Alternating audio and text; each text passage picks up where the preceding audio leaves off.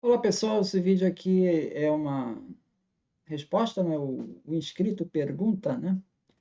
É mais uma pergunta feita aí nos comentários do Pedro dos Santos, né? Ele pergunta assim, estava falando sobre a questão dos textos, né? Dos manuscritos. Aí ele pergunta assim, como você pode afirmar que dá para reconstruir o texto original se não existe o original mais, né? Como é que a gente pode reconstruir? Bom, existe um tema de estudos bastante avançado que se chama crítica textual. Tem vários livros sobre isso. Eu sugiro esse livro daqui, The Text of the New Testament, do Bruce Metzinger. E trabalho também da Sociedade Bíblica Unida, UBS. Esse texto aqui do Metzinger também, comentário textual do grego do Novo Testamento, ele vai comentar todas as variantes em todos os versos. Ele pega um verso e ele fala quais são as variantes e quais são as mais prováveis. Então, existe um comitê que avalia todas as variantes e vai dando uma nota. Qual é a versão mais provável? Então, você vai ter, por exemplo, em Lucas 1,66. Essa versão aqui tem índice A. Índice A quer dizer que todos concordaram, não há grandes divergências. E isso é discutido verso a verso. Então, se amanhã se descobre mais um manuscrito importante, né, esse grupo se reúne novamente para rediscutir, aqui em Lucas 1:23, será que a gente mantém, muda? E aí existe uma versão da Bíblia em grego, que é a versão Kurt Aland, né, Nestle Aland, né, que essa versão em grego da Bíblia é que está em conformidade com essas discussões de crítica textual. Então é um texto que vai mudando. Aí a pergunta, como é que você pode saber que o texto original temos o texto original? Bom, a gente não vai poder ter certeza do texto original, mas só que pelas variações, pelas variantes, você percebe que as variantes que existem nos manuscritos que nós temos, e ele já tem manuscritos desde o século II em diante, as variantes que nós temos são variantes mínimas. 90%, 99% das variantes são entre Jesus Cristo Nosso Senhor Jesus Cristo. São variantes que não vão trazer nenhum impacto. Então, são pequenas variantes em torno do texto original, mas que não causam grande impacto. Então, como o antes dessas variantes é pequeno impacto, indo para trás até o texto original, imagina-se que também não haja grandes variantes. Entende? É uma extrapolação. Se nós aqui nós estamos observando que não há grandes variações, então para trás, que não é muito tempo, seria em que o texto foi escrito aí, os evangelhos por volta dos anos 80, a gente já tem textos no século II, intervalo aí de menos de 100 anos, então se espera que essas variantes vão ser pequenas. Outra questão é a seguinte, vamos supor que lá o evangelho lá nos anos 70 foi escrito, 70, e que tivesse, então, uma variante importante. Alguém pegou lá o texto do Evangelho e inseriu toda uma parábola. O cara inseriu uma parábola inteira, coisa grande. Inseriu coisa grande ali no texto e começou a copiar dali. Bom, nós teríamos as duas cópias circulando. Quando chegasse no século II, século III, essas variantes, elas iam aparecer, né? Então, a gente teria nas variantes dois grandes blocos, né? Em torno de uma divergência grande. E não é isso que se observa. Tá? Isso se observa, na verdade, em um livro, que é o livro de Atos dos Apóstolos. Atos dos Apóstolos tem uma variação grande. Nós temos dois textos, um que é 10% maior que o outro. Tá? São textos que circularam em regiões diferentes.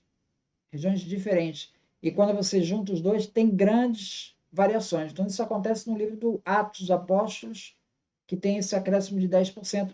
Agora, tem várias teorias para isso. E como não há grande divergência doutrinária de uma parte para outra, há quem sugira que foi o próprio autor que fez uma segunda edição do livro e circulou a partir daquela segunda edição.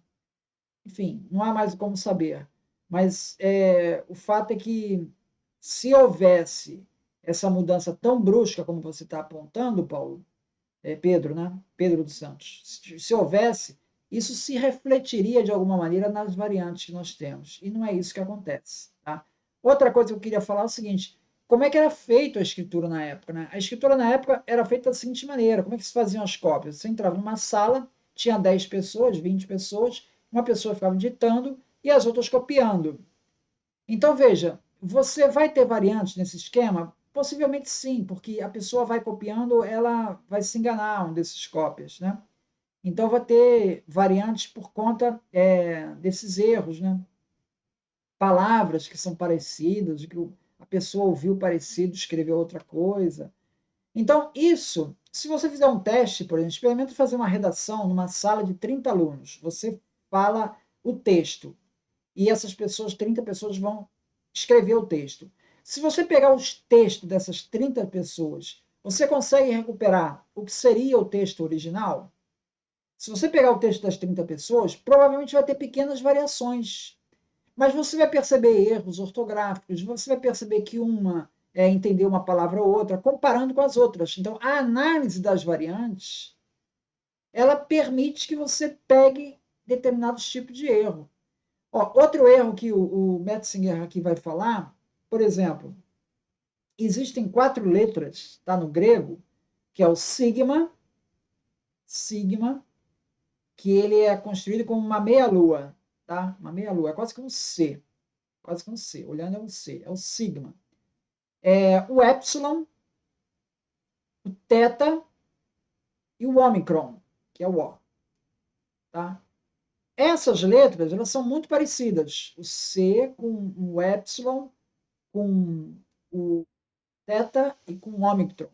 Então, às vezes, eles se confundem. E isso acontece, por exemplo, em 1 Timóteo 3,16, em que se diz assim, aquele que se fez carne, né? E aí fica, o aquele que seria o Omicron sigma, tá?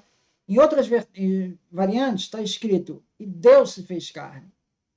Esse está escrito teta. Só que o Tetus e o Omicron são muito parecidos uns com os outros. Então, é possível que uma variante ela tenha dado essa variante, Deus se fez carne, por causa de uma letra. E não que tenha sido intencional. Porque você vendo as outras variantes, você vê que a variante correta, você consegue identificar qual a variante correta quando você vê vários textos, vários manuscritos. Então, assim, a crítica textual permite identificar o erro e permite fazer a correção, na grande maioria dos casos. Existem alguns poucos casos que a gente não consegue mais recuperar o que seria o texto original, mas são casos que não vão ter grandes variações. Tem uma passagem que Jesus aparece e que está a mãe e os irmãos de Jesus acompanham ele. Em outra, um manuscrito, aparece a mãe, os irmãos e as irmãs de Jesus. Aí você vai dizer assim, pô, mas então é importante, né? Porque aí está dizendo que tem irmãs, né? Só que tem uma outra passagem que já fala das irmãs de Jesus. Então, essa passagem com irmãs, ela não, se tem irmãs ali ou não, não dá mais para saber. Não tem mais como recuperar. Os manuscritos não permitem concluir qual é o texto original. Mas também não vai fazer muita diferença. Então, respondendo a sua pergunta, é possível recuperar o original? Talvez não. No caso das irmãs ali, não sabemos mais qual é o original. Mas isso também não vai fazer muita diferença. Porque, na grande maioria dos casos das variantes, elas não têm impacto doutrinário. Existem casos clássicos de inserções mesmo. Inserções, coisas que foram inseridas. Por exemplo, a perícope da mulher adúltera. Ela não está nos manuscritos mais antigos, mas ela está na patrística. A patrística cita. Tá? A Papia cita essa passagem. E ela é uma passagem muito embaraçosa para a igreja. Por isso que ninguém tirou, continua lá. Mas aparece lá no Evangelho de João e nitidamente não está nos manuscritos mais antigos. Outra passagem, a extensão de Marcos, do versículo 9 ao 20, o último capítulo de Marcos. Parece que a última folha se perdeu. Então, aqueles últimos versículos, Eles têm textos palavras que não são usadas por Marcos. É nitidamente uma inserção. Alguém foi lá e inseriu aquela página lá. Tá? Então, exemplos desse tipo são muito poucos. De inserções mesmo. A pessoa chegou e fez uma inserção. É muito pouco. Tá? Então, assim, é possível encontrar o original, o autóctone, né? O texto original? Em grande parte, sim. Em grande parte, podemos ter razoável certeza do que seria o original. Então, não há. Esse é um trabalho da crítica textual. E você pode recuperar isso nesse exemplo que eu te falei de um ditado.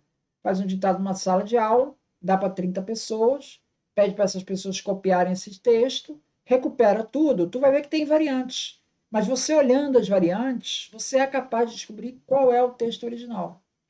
Mais ou menos isso a crítica textual, o trabalho da crítica textual é esse. Então, respondendo essa pergunta, é possível recuperar o texto? Sim, por um trabalho de crítica textual, é possível recuperar o texto. É isso. Muito obrigado, então.